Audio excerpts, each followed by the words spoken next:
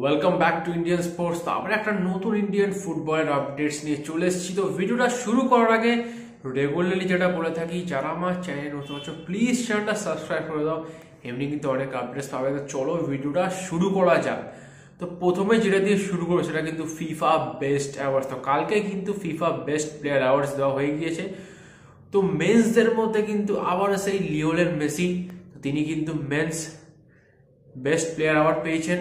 আর ওমেন্সদের মধ্যে কিন্তু আইটানা বনামাতি, তারপরে মেন্স কোচ তো পেপ গার্দিওলা, তারপরে কিন্তু ওমেন্সের কোচের মধ্যে থাকছে সারিনা ওয়েগম্যান। তো একদিকে যেমন পুরস্কার ঘোষিত হয়েছে, সেখানে কিন্তু বেস্ট 11, তো সেই বেস্ট 11 প্লেয়ার মানে টিমের মধ্যে কিন্তু থাকতে চলেছে 6টা ম্যানচেস্টার সিটির প্লেয়ার। তো প্রথম 3জন কিন্তু ডিফেন্সের প্লেয়ার। তো প্রথমজন হলো কাইল ওয়াকার, তারপরে কিন্তু জন স্টোনস, আর তারপর রুবেন ডায়াস। আর মিডফিল্ডে কিন্তু দুখানা প্লেয়ার থাকছে, কেভিন ড্রু ব্রুইনা আর বার্নার্ডো সিলভা। আর ফরওয়ার্ডে কিন্তু অলওয়েজ হাল্যান্ড। আর অন্যদিকে কিন্তু গোলকিপার থাকছে কোতোয়া।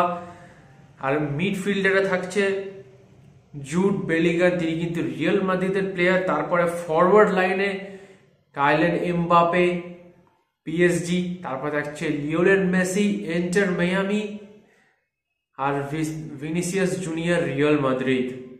আর এই বছরের ফিফা পুস্কাস অ্যাওয়ার্ড কিন্তু পেয়েছেন গুলহেরমি মারদুগা। তো এবার একটু চলে আসি ট্রান্সফার আপডেট নিয়ে। তো যেমনি শোনা যাচ্ছিল সানা সিং, তো সানা সিংকে নাকি মোহনবাগান টার্গেট করেছে, তারপরে কিন্তু তাকে নেওয়ার জন্য কথাবার্তা চালাচ্ছে।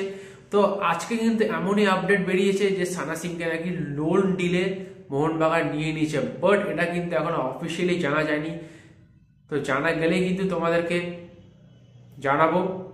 আর অন্যদিকে হিজাজি মায়ের, তো যিনি কিন্তু ইস্ট বেঙ্গলের দুর্দান্ত ফর্মে ফুটবল খেলছেন, তিনি কিন্তু একজন সেন্টার ব্যাক। তো ইস্ট বেঙ্গল চাইছে এই প্লেয়ারটার কন্ট্রাক্ট কিন্তু আরো বাড়িয়ে নিতে। তো সুতরাং কিন্তু ইস্ট বেঙ্গল এবার ভালো খেলছে সুপার কাপে। তো দেখা যাক, সামনে কিন্তু 19 তারিখ ইস্ট বেঙ্গল মোহনবাগান কিন্তু একটা ডার্বি রয়েছে, আবার কলিঙ্গা সুপার কাপে। তো সেই দিনে ফলাফল কি হতে পারে সেটা কিন্তু দু দলের সমর্থকরা ওয়েট করছে। তো লেটস ওয়েট অ্যান্ড ওয়াচ। তো একদিকে যেমন মোহনবাগান ইস্ট বেঙ্গলের আপডেট তোমাদের দিচ্ছে, আর অন্যদিকে কিন্তু মোহামেডান স্পোর্টিং ক্লাব, তারা কিন্তু একটা বড় সাইনিং করে ফেলেছে। তারা কিন্তু রাশিয়ান আন্ডার 21-এর প্লেয়ার এভগেনি কসলভকে সাইন করিয়েছে। তো যিনি কিন্তু একজন 28 বয়সী রাইট উইঙ্গার, আর তিনি কিন্তু লেফট উইংও খেলতে পারে। আর তার মার্কেট ভ্যালু কিন্তু 2 কোটিরও বেশি। তো আপাতত কিন্তু ক্লাবের তরফ দিয়ে কিন্তু এখনো তেমন কোনো কনফার্ম দেওয়া হয়নি, বাট যদি আমরা আই লিগ টেবিল দেখি তো মোহামেডান কিন্তু এখন 1 নম্বর স্থানে রয়েছে। তো তারা 11 ম্যাচে 27 পয়েন্ট।